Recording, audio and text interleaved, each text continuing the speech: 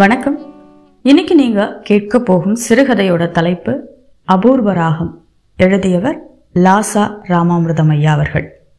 கதைக்கு போகிறதுக்கு முன்னாடி இந்த சேனலுக்கு நீங்க புதுசு அப்படின்னா மறக்காம சப்ஸ்கிரைப் பண்ணிட்டு கதையை கேளுங்க. அபூர்வ ராகம். வீணையின் ஸ்வர கட்டுகளை விருதாவாய் நெருடி கொண்டிருக்கையில் திடீரென்று ஒரு வேலையின் பொருத்தத்தால் ஸ்வர ஜாதிகள் புதிவிதமாய் கூடி ஒரு அபூர்வ ராகம் ஜனிப்பது போல் அவள் என் வாழ்க்கையில் முன்னும் பின்னுமில்லாது உழைத்தாள். இல்லாத சூரத்தனம் எல்லாம் பண்ணி கோட்டையை பிடித்து ராஜகுமாரியை பரிசிலாய் மணந்த ராஜகுமாரனை போல் நான் அவளை அடைந்து விடவில்லை. நாங்கள் சர்வசாதாரணமாய் பெரியோர்களாய் நிச்சயிக்கப்பட்டு அவர்கள் 3 நாள் முன்னதாகவே வந்து நடத்தி வைத்த முகூர்த்தத்தில் மணந்து கொண்டவர்கள்தாம். ஆகையால் இறுதி செய்யாத செயலையோ நம்பாத விஷயங்களையோ தேடி அலைய வேண்டாம். நான் முதலில் என்னை பற்றி சொல்லிவிடுகிறேன். வாழ்க்கையில் என் லட்சியம் என்னவென்றால் ஒன்றும் செய்யாமல் இருப்பதுதான். எனக்கு கால்நடையாய் ஊர்களை சுற்ற வேண்டுமென்று ஆசை. மூட்டை இல்லாமல் முடிச்சுகள் இல்லாமல் கண்ட இடத்தில் அகப்பட்டதை தின்று கையலம்பி விட்டு வாசல் திண்ணையிலோ மரத்தடியிலோ படுத்து உறங்கிவிட்டு மேகங்களை குன்றுகள் தடுத்து குடங்குடமாய் மழை கொட்டும் மலைநாட்டில் கமுகு சோலைகளையும் மாடுகளையும் போல் மந்தை மந்தையாய் யானைகள் மேய்வதையும் பார்க்க வேண்டும். அசைவற்ற மனதில் அமைதி நிறைந்ததாய் பார்த்தவர்கள் சொல்லிக் கொள்ளும் கன்னியாகுமரியின் கடற்கரையில் ஓங்கி நிற்கும் மணற்குன்றுகளில் ஒன்றின் மேல் உட்கார்ந்து கொண்டு சூரியாஸ்தமனத்தை பார்க்க வேண்டும் என்று ஒரு ஆசை. நான் மொத்தத்தில் வேண்டுவது ஒன்றும் வேண்டாம் என்பதே. இதனால் எனக்கு உலகத்தில் வெறுப்பு அல்லது ஞான பைத்தியம் பிடித்துவிட்டது என்று இல்லை. எனக்கு வாழ்க்கையில் தான் பற்று. அதை விட்டால் வேறு நம்பிக்கை இல்லை. கண் கண்டதில் நம்பிக்கை இல்லை. அதை தள்ளிவிட்டு காணாததை தேடி எப்படி போவேன்? ஆனால் என் இஷ்டப்படி இவ்வுலகத்தை அனுபவிப்பதில்தான் எனக்கு ஆசை. இந்த மிருகத்தனம் என்னுடனே பிறந்துவிட்டதென்று நினைக்கிறேன். என் உடலில் என் அப்பனின் மிருக ரத்தம் ஓடிற்று என்று நினைக்கிறேன். என் அப்பன் ஒரு உதவாக்கரை, ஓடுகாலி, சீட்டாட்டம், புகையிலை, கஞ்சா கூட உண்டாம். கிளியை வளர்த்து பூனைக்கு கொடுத்த மாதிரி என் தாய் என் அப்பனுக்கு வாழ்க்கைப்பட்டு விட்டாள். என் அப்பன் தோற்றம் எப்படி என்று கூட அறியேன். நான் வயிற்றில் 6 மாதம் இருக்கையிலேயே வீட்டை விட்டு ஓடிப்போனவன்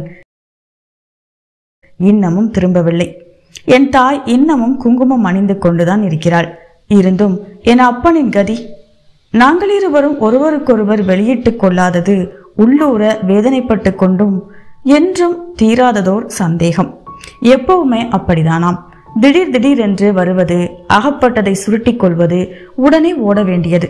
அப்படியும் எனக்கும் முன் 4 பிறந்து இறந்து விட்டன. நான் மாத்திரம் தங்கிவிட்டேன்.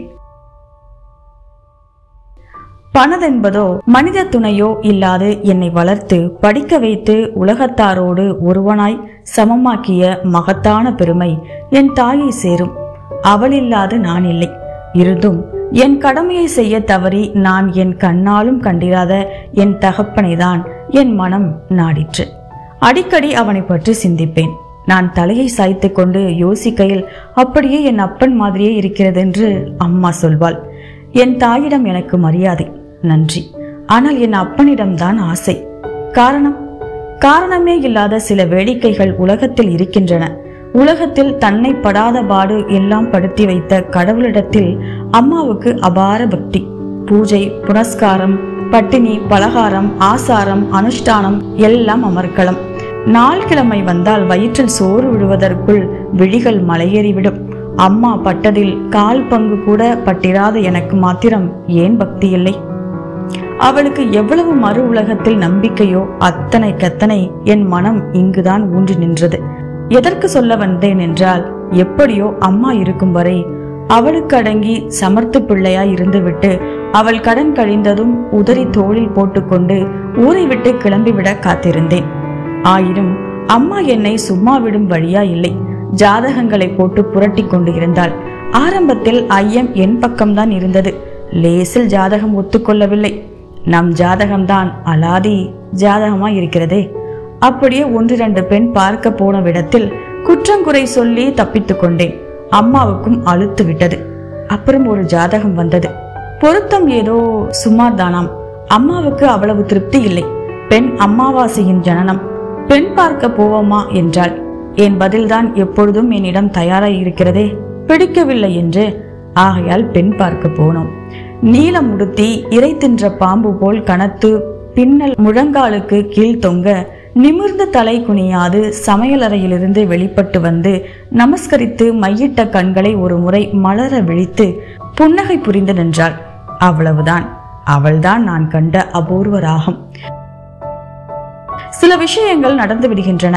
கால காரணங்களற்று அவை நேர்ந்ததற்கு நேர்ந்ததுதான் சாட்சி. அம்மா அம்மாதிரி முன்னும் பின்னும் அற்றது எங்கள் சந்திப்பும் வாழ்வும். அவள் அத்துடன் விடவில்லை.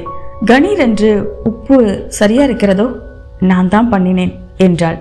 அம்மாவுக்கு தூக்கி வாரி போட்டது. அவள் வீட்டாருக்கு கூட முகம் மாதிரியாய் போய்விட்டது.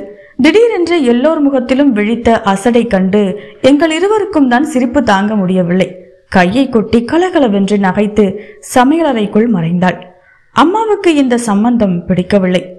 ஏண்டா, இவளை விட எவ்வளவோ ரம்பைகள் தள்ளிவிட்டாயே, இவளிடம் என்னடா கண்டுவிட்டாய்?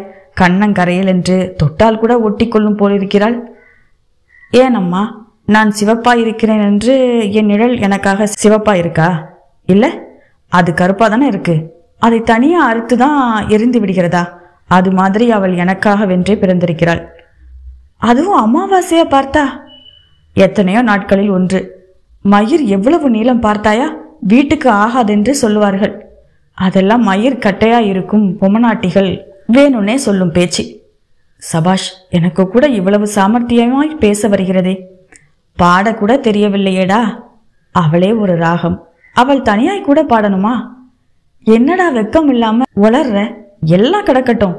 என்றாலும் என்னதான் இந்த காலத்து பெண் என்றாலும் 10 பேர் நடுவுல கூட்டத்துல லஜ்ஜையே இல்லாம பஜ்ஜிக்கு உப்பு போதுமான்னு கேக்குதே. ஏதேது இப்பவே இப்படி இருந்தா போக போக ஊரையே வித்து விடுவா போல இருக்கே. அவ பேசவில்லை அம்மா, ராகம் பேசுது. அபூர்வ ராகம். அரங்கேற்றுப்படி கஷ்டம்தான். இதோ பார், நான் கல்யாணம் பண்ணிக்க வேணும்னா அதுவும் உனக்காகத்தான் பண்ணிக்கணும். அவளைத்தான் பண்ணிக்கொள்வேன். இல்லாவிட்டால். ஆகையால் எங்கள் இருவருக்கும் மனம் நடந்தது. இனிமேல் தான் சிரமம்.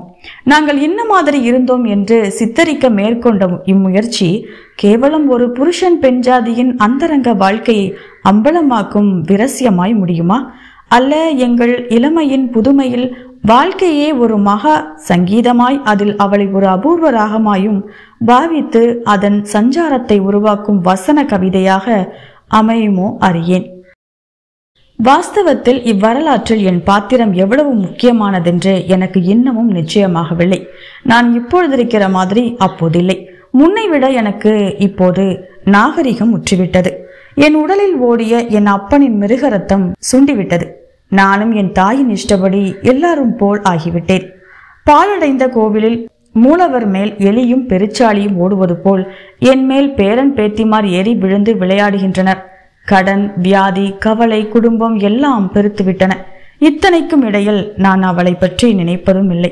ஆயினும் ஏதாவது ஒரு சமயம், இப்பொழுது நடக்கும் ஏதேனும் ஒரு சம்பவம் பழைய நினைவுகளை கிளப்பிவிட்டு நெஞ்சு படப்படக்கையில் அது பழைய இரத்த வேகத்தின் சாயையோ அல்லது வயதான கோளாறுதானோ என்று சந்தேகமாக இருக்கிறது.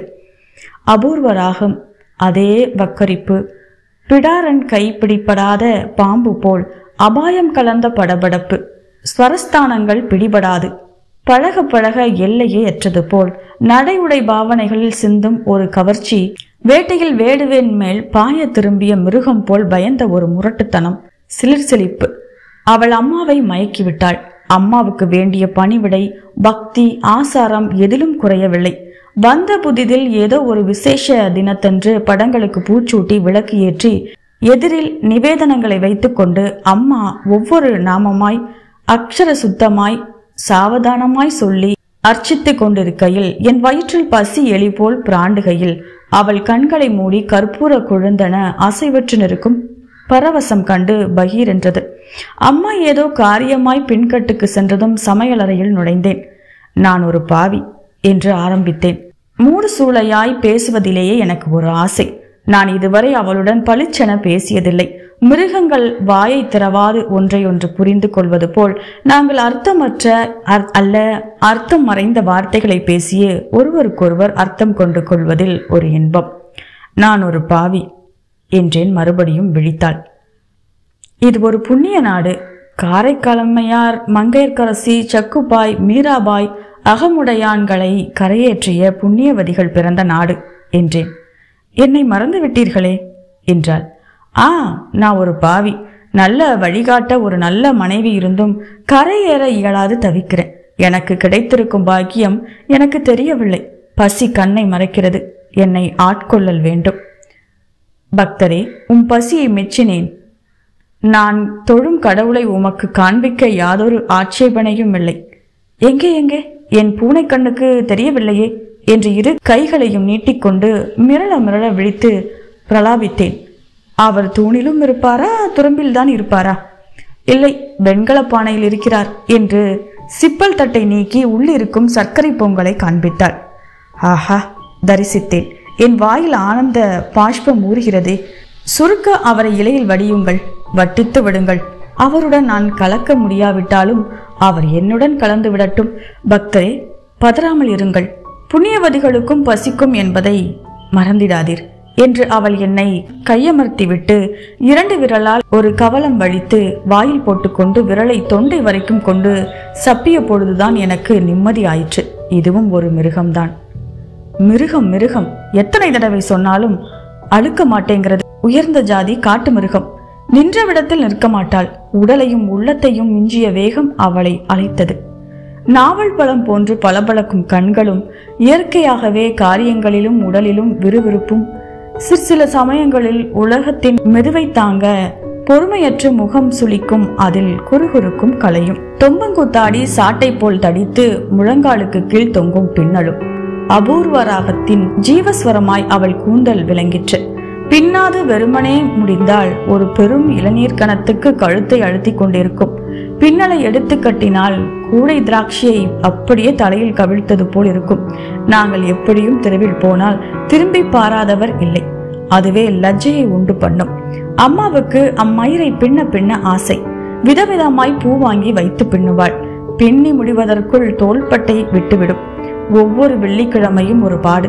தலைக்கு மாத்திரம் எண்ணெய் தனியாய் தேய்த்து துணி துவைப்பது போல் அம்மிக்கல்லில் மேல் கூந்தலை குமுக்கி ஒரு கட்டையால் எண்ணெயை விட அடித்து அலசுவாள். உலர மறுநாள் ஆகும். கூந்தலை முடித்து படுக்க இயலாது. முடிச்சை அவிழ்த்து கட்டிலுக்கு வெளியே தொங்க விட்டுதான் படுக்க வேண்டும். ஓரிரவு விழித்து கொண்டேன். மயிர் பெருந்தோகையாய் படர்ந்திருந்தது. மெதுவாய் தொட்டேன். சரியாய் 3 அங்குலம் ஆழத்திற்கு கை அழுத்தியது. விடிவிளக்கின் மங்கிய வெளிச்சத்தில் அதை பார்த்தால் ஏதோ எங்கேயோ வறண்ட பூமியில் குன்றுகள் தடுத்து குடங்குடமாய் பெய்ய ஏகமாய் தண்ணீரை ஏற்றுக்கொண்டு செல்லும் மேகம் போல இருக்கும். அவள் முகத்தில் தவழ்ந்த புன்னகையிலிருந்து அவள் விழித்து கொண்டு விட்டாள் என்று கண்டேன். ஆனால் கண்ணை திறக்கவில்லை. என் கவி என்ன யோசனை பண்ணுகிறது? நான் அவளை ராகம் என்பதால் அவள் என்னை கவி என்று கேலி செய்வாள். பெருத்த யோசனைதான். என்னவோ, உன் மயிர் உன்னை விட கருப்பா அல்லது நீ அதை விட கருப்பா? கண்ணை விழிக்காது அவள் புன்னகை புரிவது எவ்வளவு அழகாக இருக்கிறது. சின்ன குழந்தை தூக்கத்தில் சிரிப்பது போன்று. இந்த யோசனை கொஞ்சம் தாமதமாய் வருகிறது. ஏனோ என்னை கட்டிக்கொண்ட பொழுதே தோன்றியிருக்க வேண்டாமா? உன் கருப்பின் இருள் என் மனதில் புகுந்து அந்த சாயத்தில் என்னை குருடாக்கி விட்டதே. நான் எனக்கு வெளிச்சம் வேண்டாம். இவ்விரல் என் மனதில் எப்போதுமே நிறைந்திருக்கட்டும். நான் அவள் பக்கமாய் சாய்கையில் அவள் வைர மூக்குத்தி ஜொலித்தது. தாழம்பூவின் மனம் மனதை மயக்கியது. மூடிய கண்ணை திறவாது அவள் என் கையை நாடி விரலோடு விரல் பின்னி இழுத்து மார்பின் மேல் வைத்துக் கொண்டாள். பாருங்கள், நான் கருப்பாய் இருந்தால் என்ன? என் இதயம் உங்களுடையது மாதிரியேதான் துடிக்கிறது. வேண்டுமானால் நன்றாகத்தான் துடிக்கிறது. கருப்பாயிருப்பவர்களின் இரத்தத்திற்கே படபடப்பு அதிகம் என்று சொல்வார்கள். நான் கருப்பாய் இல்லையே என்றுதான் எனக்கு இருக்கிறது. 2 பேரும் ராகமாய் விட்டால் அப்புறம் ராகத்தை வாசிக்க யாராவது வேண்டாமா? அதனால்தான் என் கவி சிவப்பாய் இருக்க வேண்டும். நான் ராகம் கருப்பாகத்தான் இருப்பேன். என்னை கட்டி வாசிக்கும் என் கவி சிகப்பாகத்தான் இருக்க வேண்டும். கவிக்கு ராகம் வேண்டுமெனில் ராகத்திற்கும் தான் கவி வேணும். நாம் இருவரும் கொஞ்ச நாள் பிரிந்திருந்து பார்ப்போமே என்றேன். இப்போது சொல்லிவிடுகிறேன். இதுதான் எங்கள் வாழ்க்கையின் அடிப்படையான பெருங்குறை, எங்கள் ஒற்றுமை. சில ஒற்றுமைகள் இருக்கின்றன, நாசத்திற்கே வித்தான பயங்கரமான ஒற்றுமைகள். காற்றுடன் நெருப்பு, விளக்கோடு விட்டில், மூங்கிலோடு மூங்கில். அவள் கண்கள் திறந்தன. படுத்திருந்த போதிலும் பாய்ச்சலில் பதுங்கிய சிறுத்தை போல் ஜாக்கிரதையானாள். ஏன், நான் என்னத்தை பண்ணிவிட்டேன்? என் மேல் என்ன கோபம் என்று கேட்கவில்லை. வெறுமனே இருந்து பார்ப்போம் என்றேன். உனக்கு உன் பிறந்த வீட்டிற்கு போக வேண்டும் என்று இருக்காதா? நீ எனக்கு வைத்திருக்கும் சூனியத்திற்கு எவ்வளவு சக்தி என்று நான் அறிந்து கொள்ள வேண்டாமா? எனக்கே சரியாய் புரியவில்லை. அவளை ஏன் பிறந்த வீட்டிற்கு போக சொன்னேன்? ஒருவர் சக்தியை ஒருவர் ஆழம் பார்க்க வேண்டும் என்றிருக்கலாம். மிருகங்கள் தங்கள் பலத்தை ஆராய்வது போல். அல்லது அவள் என் அருகில் இருப்பது கனிந்த தழலின் அழகை கையில் ஏந்து அனுபவிக்க முயல்வது போன்றிருக்கலாம். இருந்தும் சொன்னது ஏன் சொன்னேன் என்று மனம் அங்கலாய்க்க ஆரம்பித்து விட்டது. அவள் என்னை தகித்தாலும் அவளை விட்டு பிரிய மனம் வரவில்லை. அரைக்கணம் ஒளி மங்கினால் போலிருந்தது. இருந்தும் இங்குதான் இருப்பேன் என்று முரண்படவில்லை. அப்படி சொல்ல மாட்டாளா என்று என் மனம் ஏங்கியது. ஆனால் அவள் விட்டு கொடுக்காமல் அப்படியே போய்விடுகிறேன் என்று விட்டு திரும்பி படுத்து கொண்டு விட்டாள். அம்மாவுக்கு அவள் ஊருக்கு போகும் காரணம் தெரியாது. எங்களுக்கே தெரியவில்லையே. ஏதோ சாக்கு சொல்லி அவள் சகோதரனை வரவழைத்தாகிவிட்டது. வாசலில் வண்டி நின்றது. என் அறைக்குள் வந்து நின்றாள். நான் ஒரு புஸ்தகத்தை வைத்துக் கொண்டு மனம் அதில் அழுந்தாது மும்முரமாக படித்துக் கொண்டிருந்தேன். வருகிறேன் என்றாள்.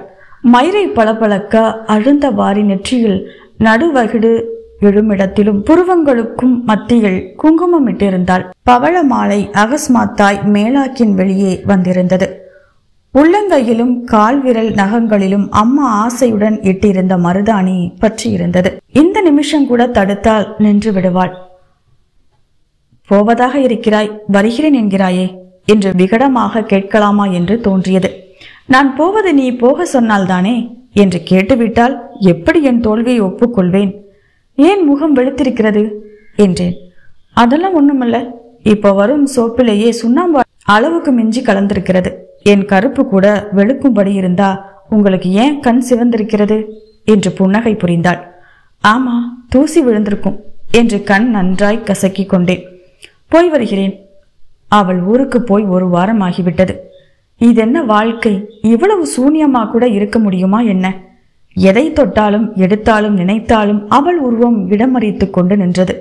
பளபளக்க வாரி முடிந்த மயிரும் நெற்றியில் நடுவகிடு எழுமிடத்திலும் இரு புருவங்களுக்கு மத்தியிலும் இட்ட பொட்டும் மேலாக்கின் வெளியே வந்த பவள மாலையும் உள்ளங்கையிலும் கைகால் நகங்களிலும் பற்றிய மருதாணியும் சோறு தொண்டையில் விக்கியது. உலகம் ஏன் இவ்வளவு சோபையற்று விட்டது? அல்லது எனக்குதான் ரெக்கை ஒடிந்து விட்டதா? என்னடா, நீயா கல்யாணமே வேண்டாம் என்ற பிள்ளை என்று அம்மா கேலி பண்ண ஆரம்பித்து விட்டாள். அதெல்லாம் ஒண்ணுமில்ல அம்மா, வெயில் அல்லவா என்று மீசையை முறுக்கி கொண்டு சிரித்தாலும் என் சிரிப்பு என்னையே ஏளனம் பண்ணியது. இருப்பு கொள்ளாது நடந்து கொண்டே சென்றேன். கால் இழுத்து கொண்டு போனபடி எதிரே ஒரு பிணம் வந்தது. பிராமண பிணம். கொட்டுப்பாறை பூப்பள்ளக்கு ஒன்றுமில்லாது சுட்டு பொசுக்குவதற்காக அவசர அவசரமாய் எடுத்துக்கொண்டு ஓடுகிறார்கள். முறுக்கான வாலிபம். வயது 20, 22, 25 இருக்கும். ரொம்ப கிடக்கவில்லை. முகம் சுண்டவில்லை. தூங்குகிறார் போல் இருந்தது. எந்த நிமிஷம் எங்கே என்று சாவு காத்திருக்கையிலே வாழ்க்கையில் சௌகரியமாயிருக்க முடிந்தும் ஒருவரை ஒருவர் பரீட்சை பார்த்து கொண்டு விரல் வழி வழிய விட்ட தேன் போல் வாழ்நாளை நழுவ விடுகிறோம். என்னால் பிரிந்திருக்க முடியாது. அவளை எப்படியாவது திரும்பி வரவழைத்துக் கொள்ள வேண்டும். என் தோல்வியை ஒப்புக்கொள்ளாது சட்டென ஒரு யோசனை தோன்றிற்று. அசட்டு யுக்தியோ சமத்து புத்தியோ? அப்போது என்ன தெரிகிறது? நேரே தபால் ஆபீஸுக்கு சென்று ஒரு தந்தி அடித்தேன். கடும் ஜுரம், அபாயம், புறப்பட்டு வரவும். நாளை காலை போய் சேரும். அலறி புடைத்துக் கொண்டு ஓடி வருவாள். பார்த்து பரிகசிக்கலாம். அப்படியே ரொம்பவும் கோபித்துக் கொண்டாலும் ஏதேனும் சமாதானம் சொல்லிக் கொள்ளலாம். எப்படியோ வந்து விடுவாள். இரவு இத்தனை நாளாக இல்லாத நிம்மதியுடன் தூங்கினேன். நடு இரவில் கதவை யாரோ உடைத்தார்கள். தந்தி சார். தந்தி வயிறு பயிர். தந்தி அனுப்புவதை போல் அல்ல, வந்த தந்தியை வாங்கி உடைத்து படிப்பது. பாம்பு கடித்து விட்டது. புறப்படவும். அம்மா அம்மா சுவாமி பிரயண்டை போய் கன்னத்தில் போட்டுக் கொள்கிறாள். இன்னும் அரை மணி நேரத்தில் வண்டி. புலி விளையாட போய் புளியே வந்தாச்சு. நாங்கள் போய் சேரும் வரை இருப்பாளா? அவளைதான் காண்போமா? அவள் உடலை காண்போமா? வண்டியில் போகையில் கண்முன் மாலை கண்ட பிராமண பிணக்கோலம் மறுபடி சென்றது. இவ்வேளைக்கு அது சிதையில் எரிந்து சாம்பலாகி போயிருக்கும். அடமடையா, வாழ்க்கையோட என்ன பரிச்ச?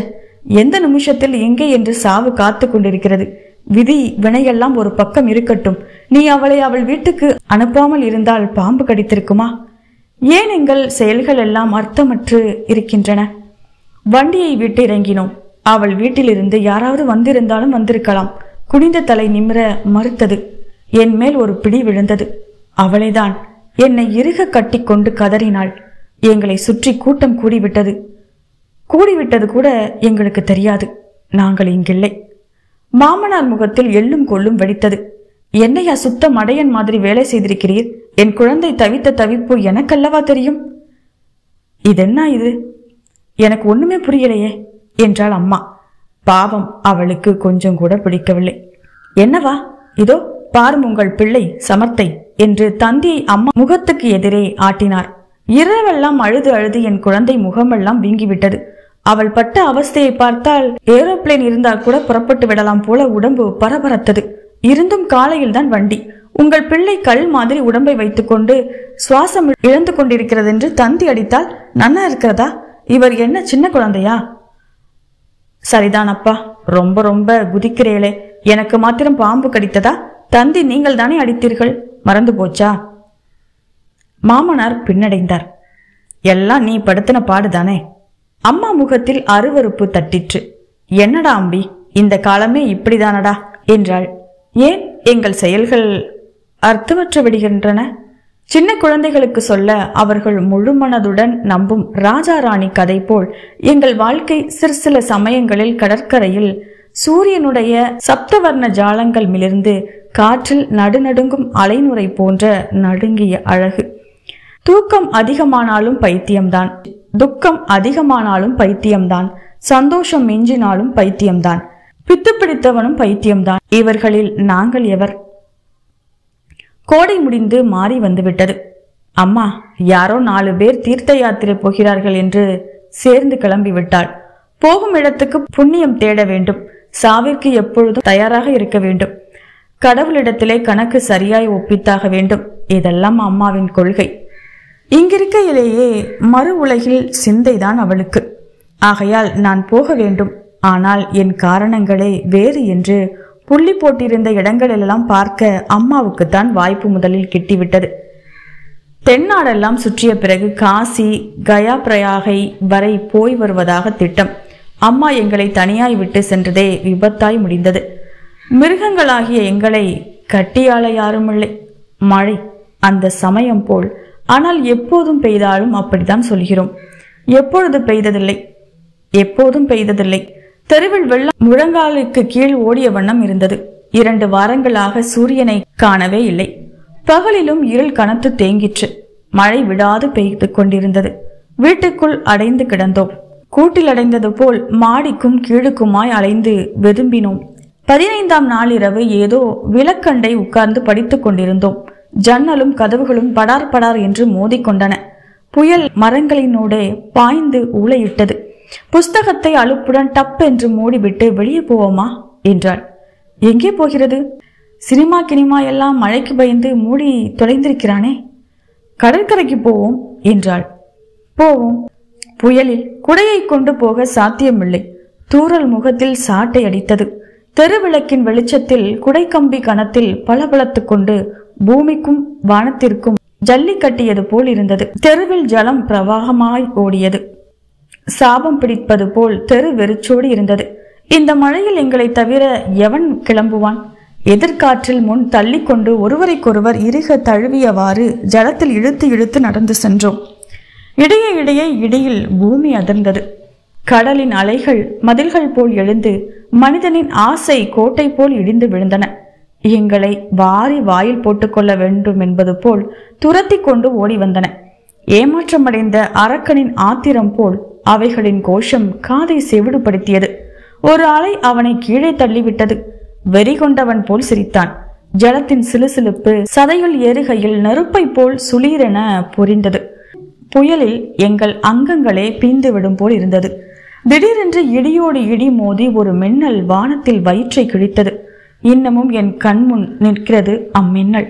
மறைய மனமில்லாமல் தயங்கிய வெளிச்சத்தில் நான் கண்ட காட்சி, குழுமிய கருமேகங்களும் காற்றின் திரை போல் எழும்பி குளவியாக கொட்டும் மணலும், கோபக்கண் போல் சமுத்திரத்தின் சிவப்பும், அலைகளின் சுழிப்பும், அடிப்பட்ட நாய் போல் காற்றின் ஊளையும், பிணத்தண்டை பெண்கள் போல ஆடி ஆடி அலைந்து அலைந்து மரங்கள் அழும் கோரமும், இத்தனைக்கும் மூலக்காரணி போல் அவள் நிமிர்ந்து நின்றாள்.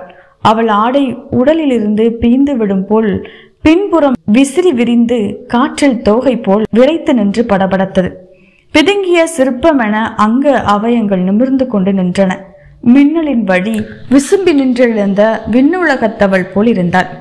ஜலமேக அடையாய் கனத்த கூந்தல் காற்றின் மிகுதியில் நட்சத்திர வாள் போல் சிரிற்று. இந்த இயற்கையில் இயக்கத்தின் அவளும் சேர்ந்து இழைந்து புயலுடன் நின்றாள். மின்னல் மறைந்தது. வெடவெடக்கும் குளிரின் பற்கள் கிளுகிழுப்பை கற்கள் போல் கடகடக்க ஆரம்பித்து விட்டன. புயல் எங்களை வீட்டிற்கு தள்ளி கொண்டு போயிற்று. உடலில் பிசினாய் ஒட்டி கொண்ட ஆடையை களைத்து வேறு உடுத்துவதற்கும் போதும் போதும் என்றாகிவிட்டது.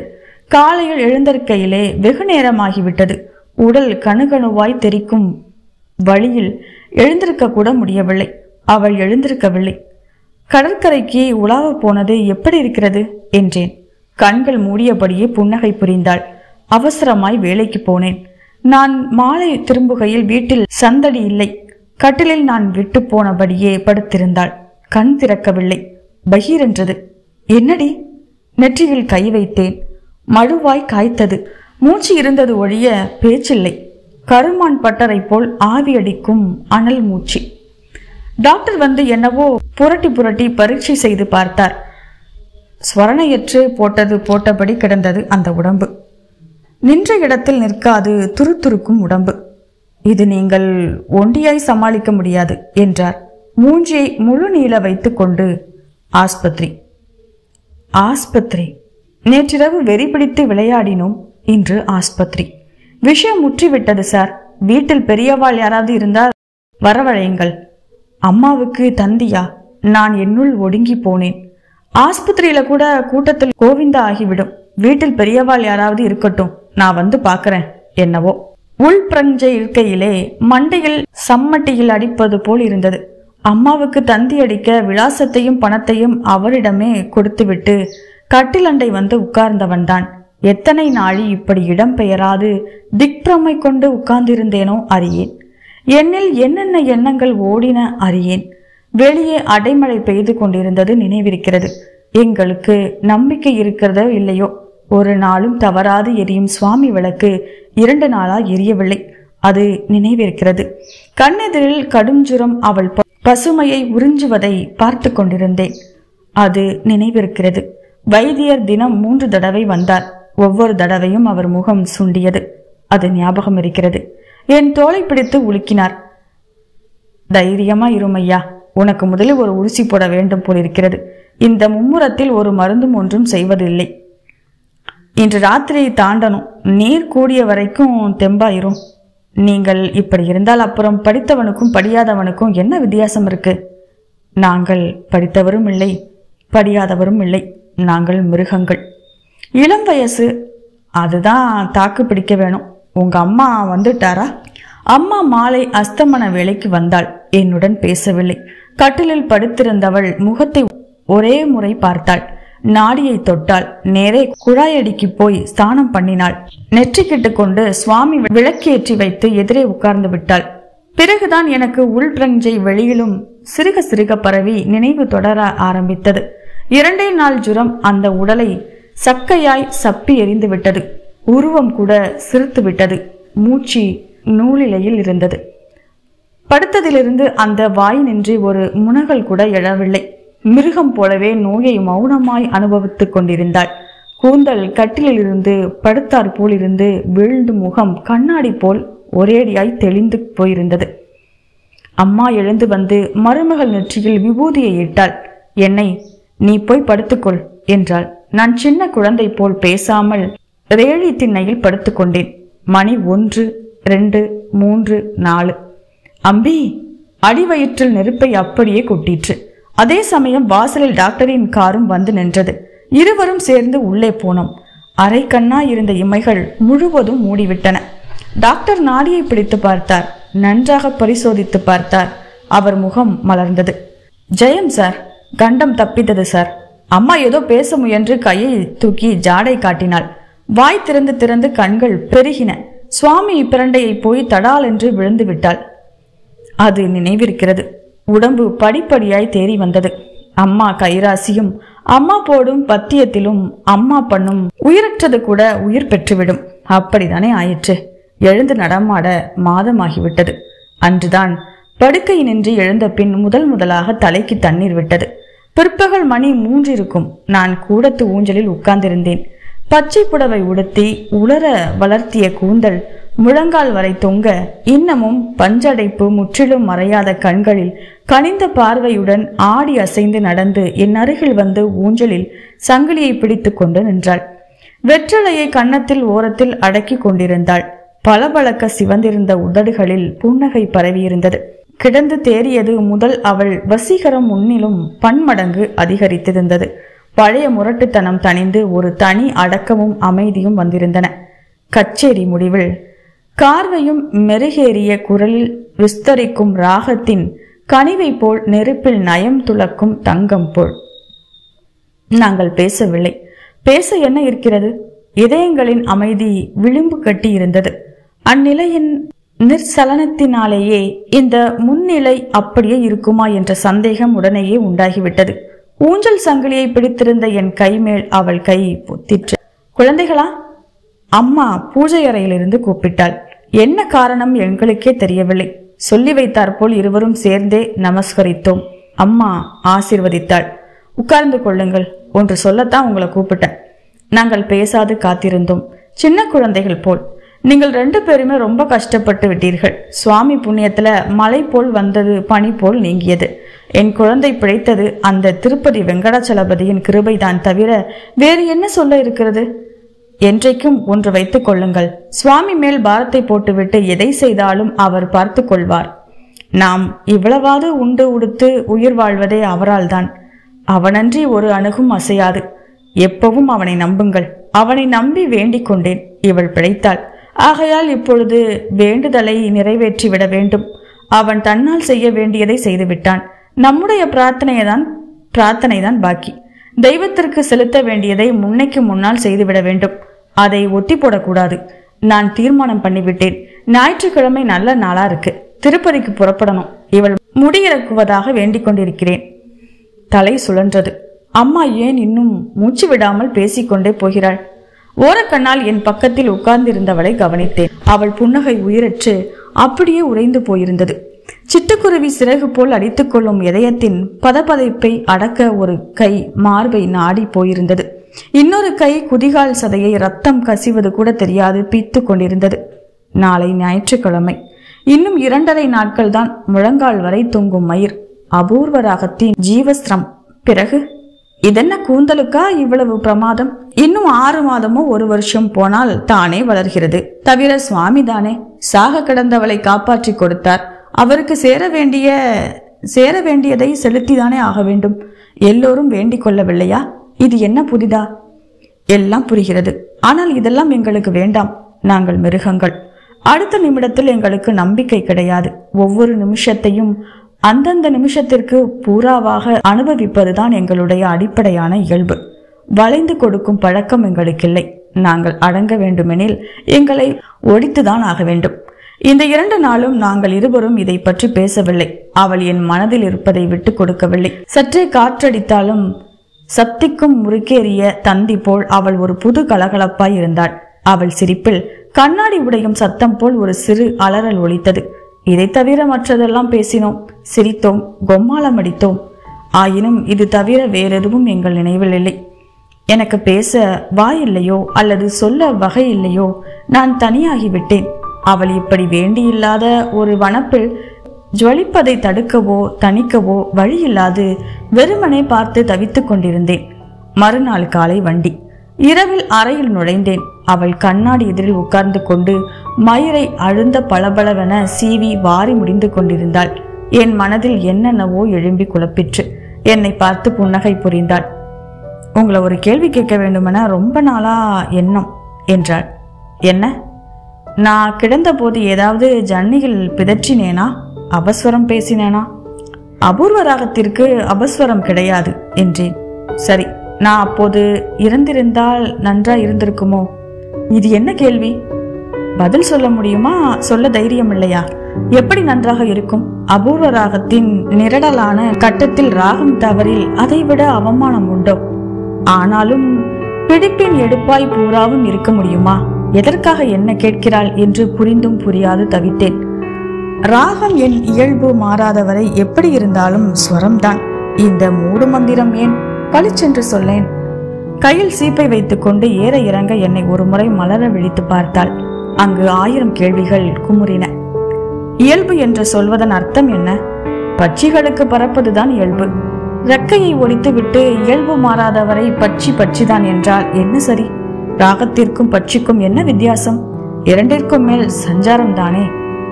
இப்போ என்ன வெங்கிறாய்? ஒண்ணுமில்ல, ராகத்தின் முடிவும் எடுப்பாய் தான் இருத்தல் வேண்டும். கொண்டையை போட்டுக்கொண்டு எழுந்தாள். எங்க? கீழே போகணும். இதோ வருகிறேன். படுக்கையில் உட்கார்ந்தபடி யோசனையில் ஆழ்ந்தேன். வெளிப்படையாக சொல்லி ஆற்றிக்கொள்வதில் ஆறுதல் உண்டு. இப்படி வெளிக்காண்பிக்காமலே உள்படும் வேதனைதான் சகிக்க முடியவில்லை. நிம்மதியற்ற உறக்கத்தில் கண்கள் செருகின. நாளை காலை எழுந்ததும் அம்மாவிடம் சொல்லி விடுகிறேன். திருப்பதிக்கு போவது முடியாது. அம்மா சும்மா இருக்க மாட்டாள். வீட்டில் ரகளை நடக்கத்தான் போகிறது. நடக்கட்டும், கண்டிப்பாய் நடந்தே தீரும். இருந்தும் வேறு வழியில்லை. இதனால் தெய்வ கோபத்திற்கு ஆளானாலும் சரி, இதற்காக அம்மாவிடம் இருந்து கண்மறைவாய் இருக்கும்படி நேர்ந்தாலும் சரி, தெய்வத்திடம் இருந்து ஓடும்படியாக இருந்தாலும் சரி, எங்கேயாயினும் இருவரும் போய்விடுவோம். இதற்காக எங்கள் சுபாவம் மீறி எப்படி இருக்க முடியும்? அவளிடம் சொல்ல அவளை எழுப்புவதற்காக அவள் பக்கம் கையை நீட்டினேன். அவளிடம் வெறிச்சோடி இருந்தது. விழித்து கொண்டேன். அவளை காணும். வருகிறேன் என்று போனவள் இன்னும் திரும்பி வரவில்லை. வரமாட்டாள் என்றும் எனக்கு உடனே தெரிந்துவிட்டது. எனக்கு தோன்றியதே தீர்மானமாய் கடிகாரத்தில் மணி அடித்தது. கூவிக்கொண்டே கீழே ஓடினேன். அம்மா விசுப்பலகை நின்றி திடுக்கென்று விழித்துக் கொண்டு எழுந்தாள். என்னடா, அவளை காணோமே அம்மா. என்னடா உளர்ற? அவளை காணோமே அம்மா. அம்மா பறக்க பறக்க வாசலுக்குள் கொல்லைப்புறத்திற்கும் ஓடினாள். அவள் எங்கே அம்மா அகப்பட போகிறாள்? என்னடா அம்பி உட்கார்ந்துட்ட? தேடுடா, ஏதாவது பண்ண. ஐயோ, என் குழந்தைய காணுமேடா. எனக்கு பெரும் ஓய்ச்சல் கண்டுவிட்டது. பிரயோஜனம் இல்ல அம்மா, அவ அகப்பட மாட்டாள். அவளுடைய உயிரற்ற உடலை நாம் காண கூட அவள் இசையாள். சுறா மீன்களுக்கு இரையானாலும் ஆவேன் என்று கடலுக்குள் நடந்து போய்விட்டாள். கடவுளுக்கு மயிரை கேட்டாய், உயிரையே கொடுத்து விட்டாள் போ. அவள் சொல்லிக் கொண்டுதான் போனாள். எனக்குத்தான் தெரியவில்லை. ராகம் முடிந்து விட்டது. இனி வீணையாய் உபயோகப்படாது. அடுப்பில் வைக்கத்தான் சரி. நான் என்னுள் இறந்து விட்டேன். இறந்தே போனேன். நீ எதை சொன்னாலும் கேட்க தயார். இதோட இந்த கதை முடிந்தது நண்பர்களே. இது ஒரு பெரிய சிறுகதை தான். ஒரு குறு நாவல் அப்படின்னு கூட சொல்லலாம்.